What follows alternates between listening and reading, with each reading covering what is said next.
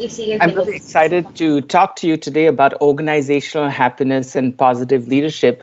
And I thought I could start with a short story. I've tried to put some key images of my last 47 years on one slide. And the story I want to share with you was when I was 18 years old.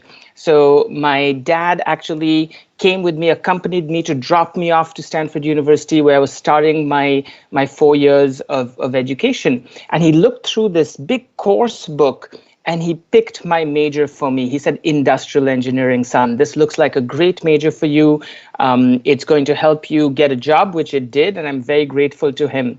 But I must say, my first 2 years as an industrial engineer, I wasn't inspired. I wasn't happy and flourishing. It was a lot about optimizing systems. And then in my third year, I took a course on organizational psychology. I was first exposed to Maslow's hierarchy of needs.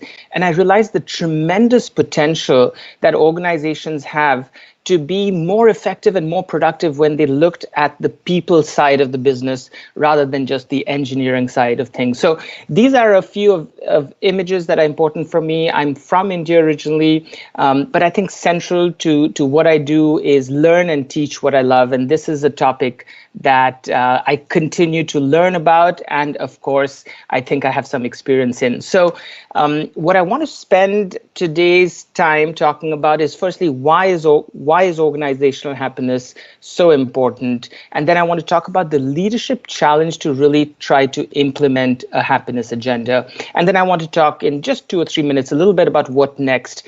So that's the plan. Hope that works for you. And so, I've met a lot of leaders across different organizations. And typically, leaders really care about three things. They care about how their organizations are doing financially. They care about whether it's their customers or their clients or their beneficiaries, the service or product they're receiving. So that's customer satisfaction. And then the last thing they really care about is how engaged and happy their employees are. That being said, I've seen great metrics around financial success and monitoring finances. Same thing with customer satisfaction, real-time data, but very rarely have I seen good information about how happy my or other people's employees are. And so that's really a critical gap, even though we know it's so important. And so this is some data. In some of your other sessions, you might have come across this, but the impact of happiness at work today has been documented by many, many studies. And when people are happy at work, it really unlocks their potential to be innovative, to increase in sales, to be more productive, to be more collaborative. All those things go up. Meanwhile, there's people who are happy are sick less, they stay longer at their jobs, they burn out at less frequent rates.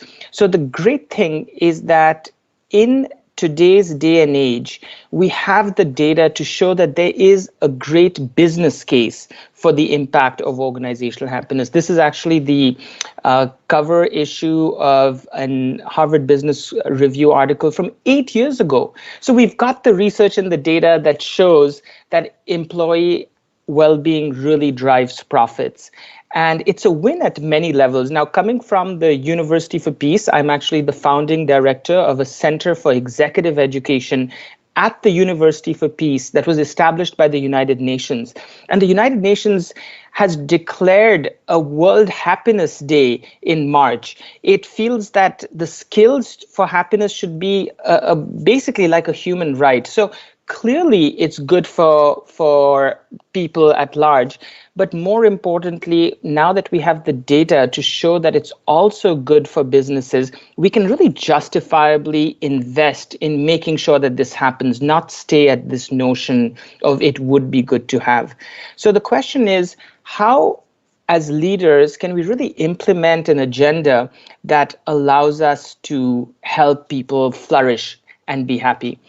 Now, the thing is, you all know in this conference that happiness is not so simple. It's much more than the smiley face, right? So I'm from India originally. You may have seen that Indian flag on that first slide. And so I looked for guidance at the father of India, father of the nation is Mahatma Gandhi. But he says happiness eludes us if we run after it. So that's not very helpful. I mean, I think he's right, but it doesn't tell us what happiness is. So I've looked for instead the father of positive psychology, Martin Seligman, who's also speaking at this conference. And in his book on Flourish, he does a great job of sharing, the 5 pillars of happiness in one acronym. And while he himself might say that different people are wired differently, and that maybe the relationship pillar, the R, is more important for you, or the meaning pillar is more important for someone else, these 5 pillars for well-being have been shown through study after study to matter across cultures. So really, the leadership challenge now would be to frame and use the framework of PERMA to really help develop a well-being and flourishing plan. And so that's the framework that I'm going to anchor some of my thoughts in, both in terms of what is PERMA in the context of an organization, and as a leader, how can you take steps forward in each of those 5 pillars. But before that, I just want to share that the context we're living in, right? Some of you may be familiar with this acronym. We live in a VUCA world. It's volatile, it's uncertain, it's complex, and it's ambiguous. So leadership has never been easy. I think it is more complex today than ever before. And more recently, with the COVID pandemic, overall, I know that this conference is happening in Mexico, but people are from all around the world. I myself am in frequent touch with Costa Rica, Mexico, US, and India. And, the impact on COVID on worldwide economies pretty much is consistently negative. So given that context, how can we talk about well-being? How can we lead for happier organizations? And so this is where I want to put forward the framework of PERMA in that context. And so let's start with the P of PERMA, positive emotions, right? One of those pillars of well-being. And these 10 positive emotions that Barbara Fredrickson actually talks about in her book, Positivity, she says that these emotions are the most common 10 positive emotions, and they don't cost anything to generate, right? It's not an investment that a company or an organization would need to make. And from a leadership perspective, it's very important to understand this principle. Focusing on the positive causes it to grow and brings out the best in people and organizations. So leaders have to cultivate that mindset of being able to, while things might be tough, let's look at what is going well, what is working well, right? And so nurturing more positive emotions at the workplace requires these mindsets. It requires leadership to be open, to be appreciative of what's going well, to be curious, to be kind, and to be real. And from these mindsets, you get to those other positive emotions. So I just want to pause here to let you know that this pillar is an important pillar of happiness. However, it's one of 5 pillars. So let's move on to the next pillar of well-being, which is the E, which stands for engagement, right? And this is where engagement is as simple as knowing your top strengths and being able to use them. But given that most of you are probably now working virtually, or your teams are probably working virtually, are you still able to use your top strengths given that work has changed? And so this is one test that I would highly recommend. It comes from the work of Martin Seligman and his team of researchers. It's the VIA character strengths. It's free. It'll give you your top 24 strengths. And the question is, do you know your top 3 strengths? If you look back on my initial slide, I had my top 3: love of learning, curiosity and interest in the world, and social intelligence. So that's helpful for me to know what my top strengths are so that I can use it. And it's also very helpful for you to know the teams that you work with. What are their top strengths so that you can place them in positions where they're using it. One simple habit that I wanted to point out, and I love the fact that you can make this a habit, you can start the day by writing a short 2-minute email to a colleague appreciating a strength that they have, right? We often take our strengths for granted, and that kind of email creates a ripple effect. So moving on now to the R of PERMA, and no surprise there, the R stands for relationships. We all have the sense that when we spend and cultivate positive, when we spend time with people who we love or care for or have strong relationships with, and we nurture positive relationships, they're good for our well-being and happiness. And this is Sean Aker. I don't think he's speaking at this conference, but he says the greatest predictor of success and happiness at work is the quality of your relationships and social support. So true. I have a cover here of his book, The Happiness Advantage. Highly recommend it. And yet, we underinvest in our relationships. This is true, certainly, in all spheres of our life, both our professional spheres and our personal spheres. And you may wonder, why is that? Why do we underinvest? And the short of it is that we take some of these relationships for granted, yet it's the greatest predictor of happiness and well-being. So here, really, the recommendation for leadership is, how do you create a culture where there is psychological safety? This is what positive leaders do. And this concept of psychological safety comes from a Harvard researcher, Amy Edmondson. And I'll briefly describe some characteristics of teams that feel psychologically safe. There's interpersonal risk-taking, right? So you trust each other, you try new things, you have each other's backs, you can come to work without this work mask on. You can be your full self at work. So if you have a 2-year-old and she slept badly at night and you come tired Monday morning, you can share with your team, I'm feeling exhausted today, please. Know that, I'll do my best, I'm here. It's this idea that you can be your full self. And so important in a time like this that we're going through now, that when business as usual is no longer usual, you're probably trying new things. Team members are taking on new roles. You have to develop the kind of environment where there is this high level of psychological safety so that people can really try things that were different from what they were doing pre-COVID. By the way, I know I can't help being affected by the context that we're going through a pandemic. None of these recommendations on positive leadership and building happy organizations is context specific, but I'm just going to emphasize some things that are happening, given that it seems like we're in the middle of a pandemic. So on to the M of PERMA, and the M stands for meaning, right? Now, again, many of you are familiar with PERMA, but what is meaning in the context of organizations? And I want to share with you a short story over here. It's the fable of the 3 stonecutters. So let's take a time travel with me. Imagine we're in the city of Barcelona. The year is, 1442. And you go up to the first stonecutter and you say, "Sir, what are you doing?" And he says, "Don't disturb me. I'm cutting stone. I'm doing it for my living." And he doesn't stop, right? So he's trading his time for money, right? He has no meaning in his work other than it supports him and maybe his family, which for most people is enough. You go to the second stonecutter and say, "Sir, what are you doing?" And that stonecutter says, "I'm the best stonecutter in the city of Barcelona." So that stonecutter has engagement. That stonecutter feels like he's using his strengths, right? And work already feels different. And then you go up to the third stonecutter and you say, "Sir, what are you doing?" And this stonecutter looks up, and you look up to see what they're looking at, and there's nothing.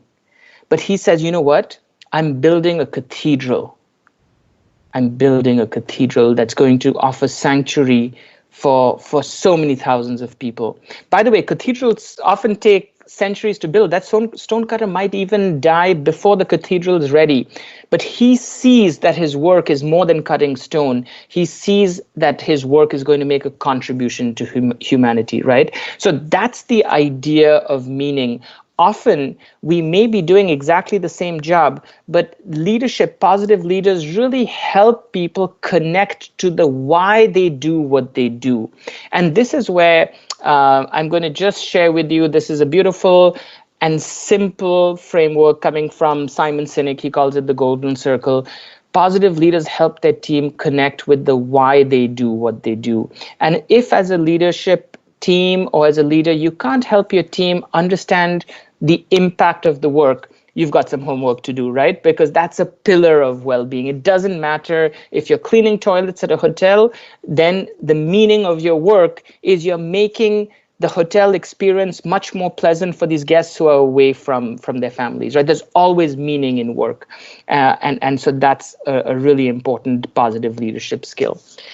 So moving on to the A of PERMA, that's the last pillar of well-being, and A stands for achievement or accomplishment.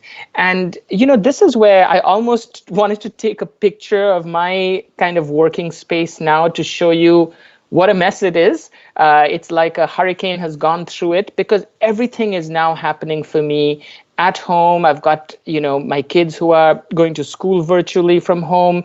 I've got my chocolate chips bag over here that keeps me energized, but it's all happening at my desk.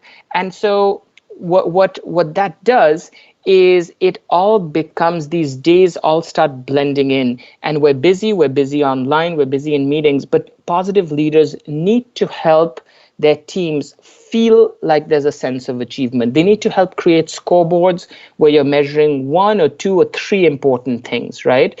And that allows people at work to feel that their days may be busy, but there is a scoreboard that's moving. For sales teams, that might be easier than other teams, but as leaders, you really need to think about what is that dashboard that really matters, and how do you create that for your team so they can see that they're achieving things in the midst of all the clutter that's happening and all the chaos that's happening thanks to a lot of changes that we've gone through.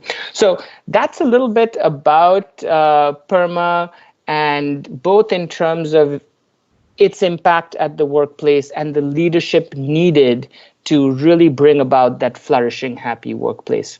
So I wanted to spend the last couple of minutes with what next. And what next, frankly, is an invitation also for you to be part of the journey, because what I've been doing for the last few years in collaboration with others is really thinking about going from theory to action, going from this wonderful knowledge we have about human flourishing and well-being, and then really making it implementable with simple tools in organizations that are really struggling with this. So we've taken, and when I say we, I'm collaborating with a Danish friend and colleague who was a participant in a course in Costa Rica, and we've been collaborating, and he's written a book called Organizational Happiness, where we take PERMA and have put it into the areas of purpose, strengths, and compassion, which is easier for organizations just to think about these three spheres and how to implement it.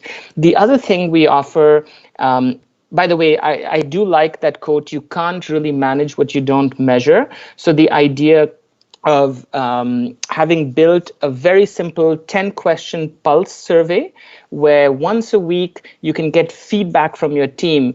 Basically, all the questions get to the overall score of how happy are you. The questions are divided into purpose, strengths, and compassion, but it's fast, and you get a sense of how your team or how your organization is doing. And so I want to end with a question. It's a provocative question, but why should anyone be led by you in these times of change, in this VUCA world with COVID? And part of my own answer, I think about this question every day, is by creating and enabling environments where people can truly flourish. And I want to thank people like Martin Seligman, who are standing on the shoulders of other psychologists who've really given us so much, a wealth of knowledge and information, but now it's up to us to put it in practice in organizations. So that's what I wanted to share with you. I also think that these things are co-created. I myself have been part of a community of people who've been working together to do this work. I'm based out of Costa Rica and run a Center for Executive Education. We are actually offering courses on the topics of positive leadership and organizational happiness. The positive leadership course starts in a week. The organizational happiness course starts in January. So please be in touch, whether as you might have something to share with me. I think relationships are built over time, and I'm grateful to have had this opportunity to share some thoughts with you today. So thank you. WhatsApp works well, so does email. That's the website. Happy hours are great, and I love coffee. So thank you for your time, and really hope some of you will reach out.